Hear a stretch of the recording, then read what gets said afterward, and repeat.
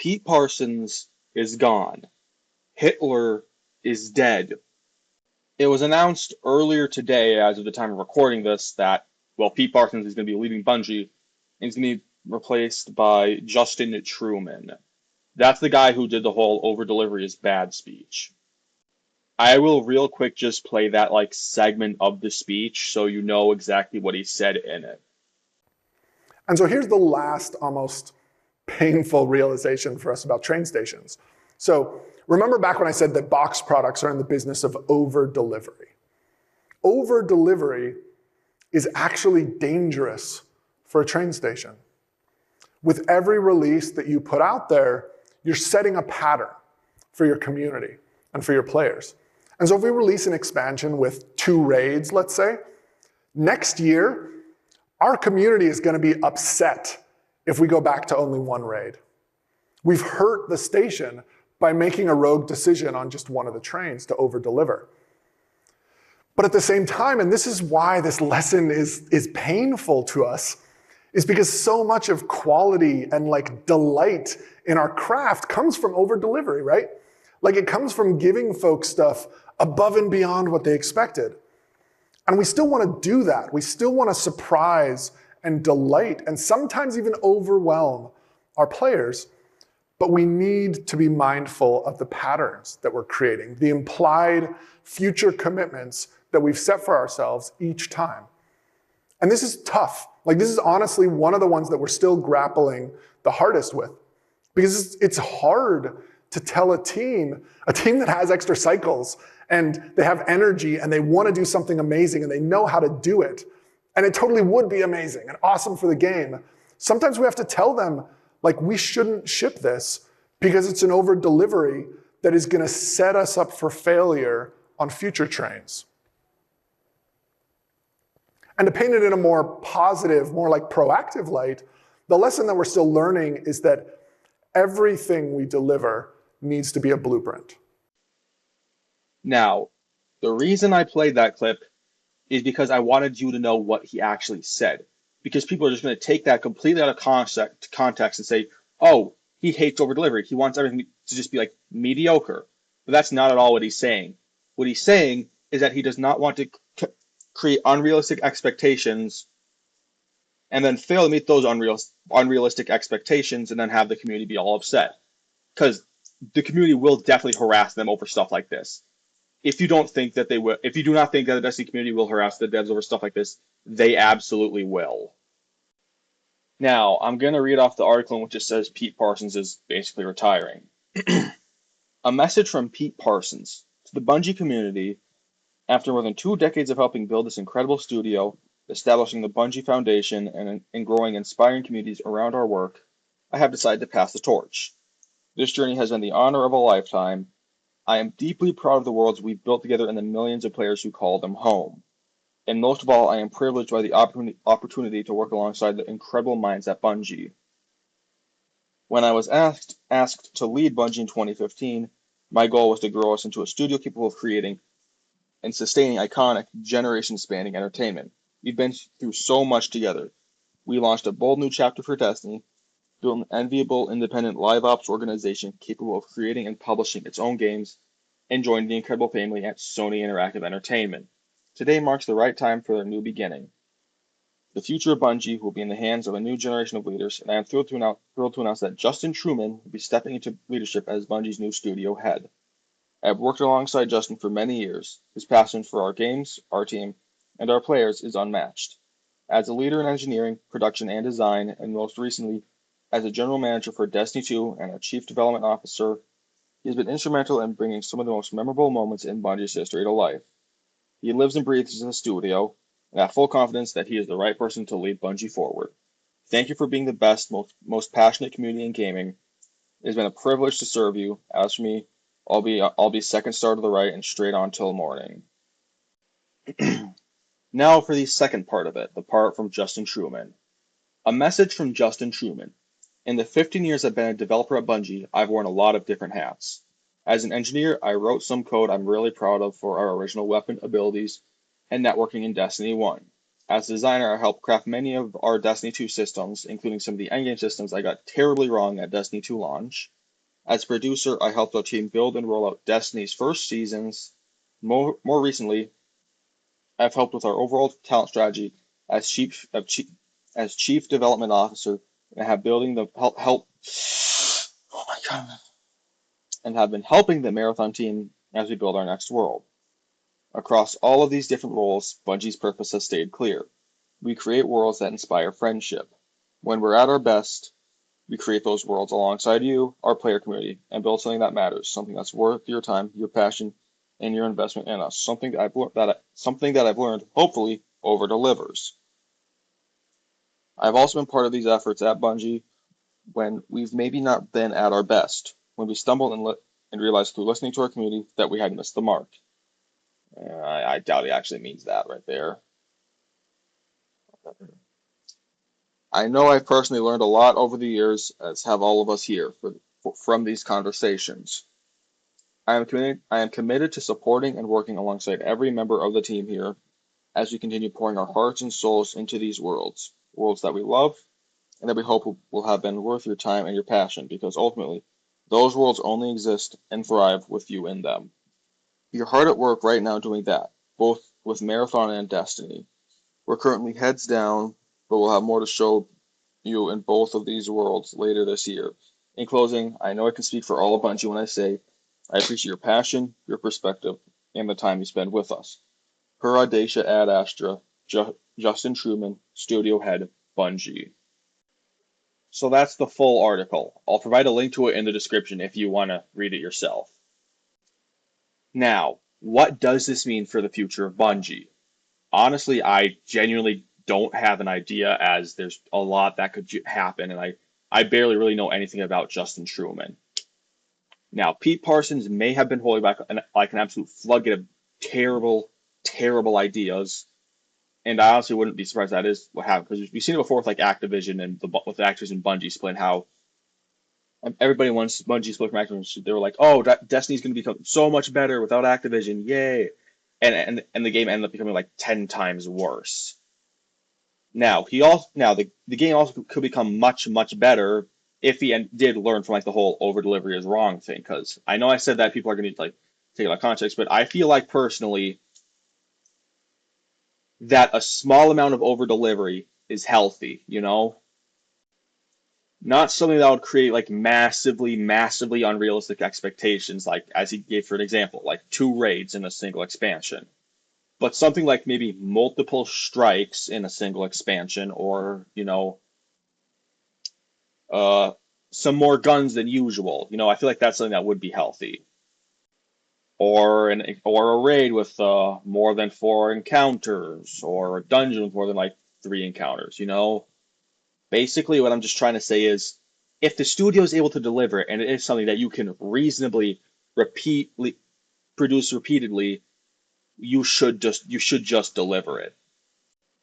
But if it's something that, like, oh, hey, we can do this, but I'm not exactly sure if we'd be able to produce this again in the future, or if we do produce this again in the future, it's not going to be the same amount. It's not going to be the same quality. You probably shouldn't ship it. You should just wait to like ship it later.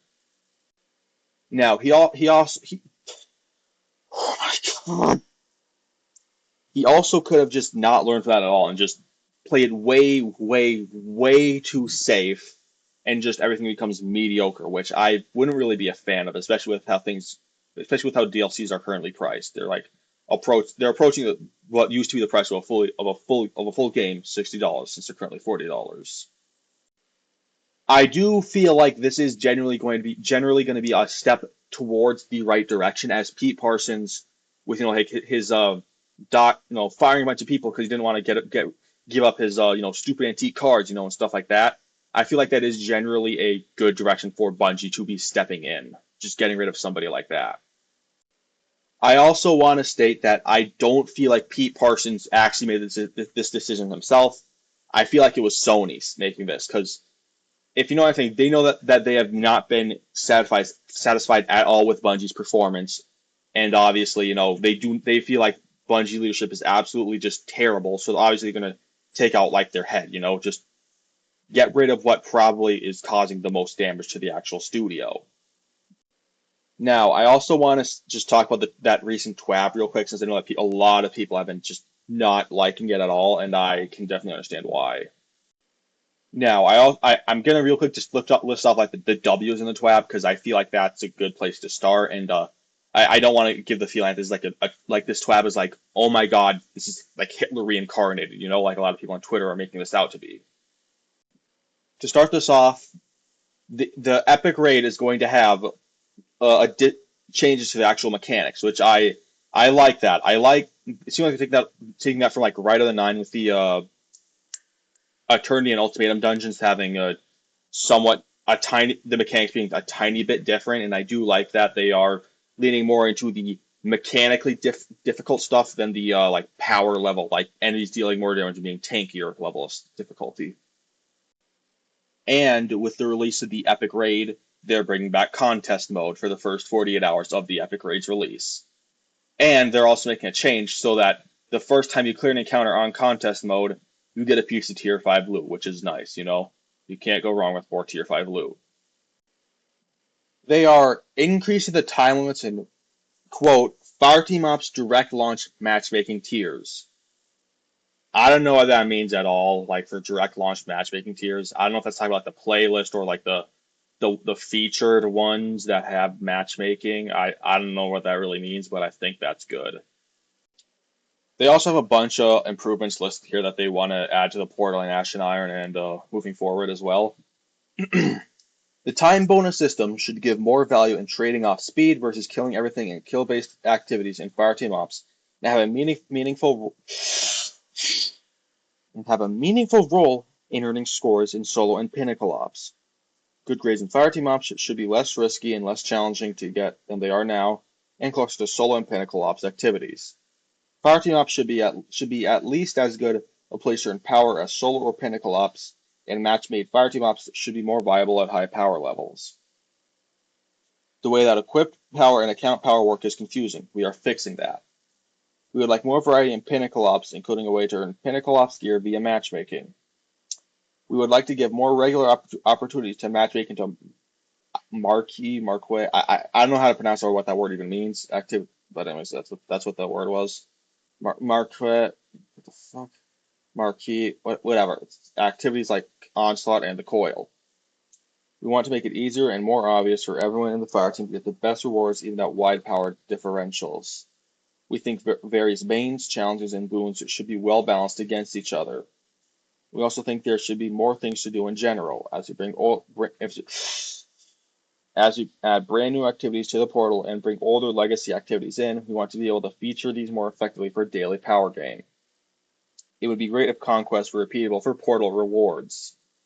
That last one I do definitely agree with. I hope that those become like something like a weekly thing, like so that you'd actually have like that way you'd have like a weekly like guaranteed pinnacle power gain thing back like we used to have back before like the whole power rework and all that. They are adding the ultimate difficulty to when Ashen Iron launches as well, and it says it's going to be available starting at power 451, and that's going to include two new player stakes.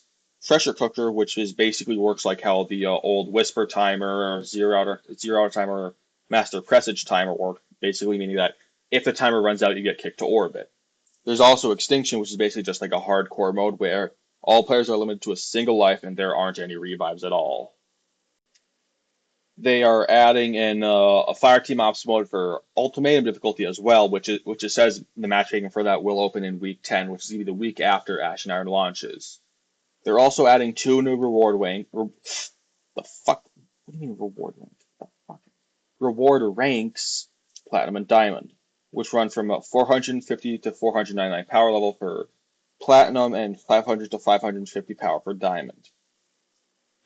It says that you need an A+ to qualify for Tier 5 gear until Platinum 3, where A grades start giving Tier 5, and that once you reach Diamond 1, B+ qualifies you for Tier 5, and at Platinum 3, even a B will get you a Tier 5. So I feel like that kind of defeats the whole purpose of Tier 5s being like really hard to being really, really rare.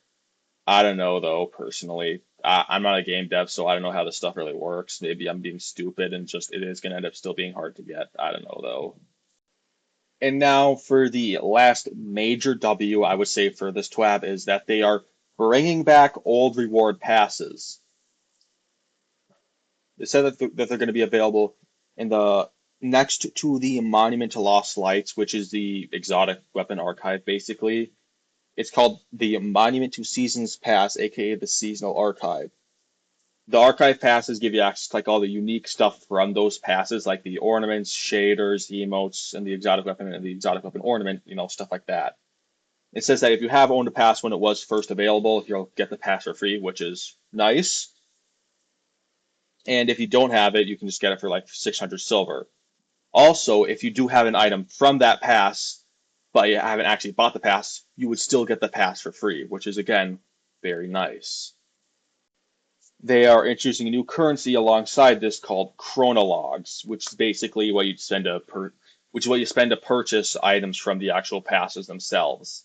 They say that you'll get like 500 of them from a newly purchased pass, and that the only way you can actually get them is through like the seasonal rewards pass, which I don't like. I feel like if it was just like a rare thing from if it was just like a drop from like playlist activities, I feel like that would just serve its purpose perfectly fine and give newer players a reason to grind out the actual playlist or something like that, and like extend player engagement or whatever, since that's what Bungie seems to be going for the most. I don't know though. Kind of an L in that W, but yeah, that's it. That's kind of it for the W's. Now for the L's. For the first L, not swap, everybody's favorite fucking modifiers. It's making a comeback for the epic raid. It says it's going to be active during contest mode, as well as the quote standard difficulty of the epic raid when 3 or more feats are activated. And they also changed how it works as well. It's now going to reset not only your super and ability energy when you swap in a piece of exotic armor, but now it's not only going to do that, it's going to reset your special ammo, your heavy ammo, and remove all ammo and orbs on the ground. And now it's not just when you swap your exotic armor as well. It's when you swap your exotic or legendary armor, which is your regular armor basically, as well as if you change your weapon ammo type, which is like switching from primary to special. Who who the fuck wants this? Genuinely, who would want this? If people are able to melt bosses by swapping out their gear and stuff, let them. It's clearly they're clearly better at the game if they're able to do that. So why are we punishing them for that?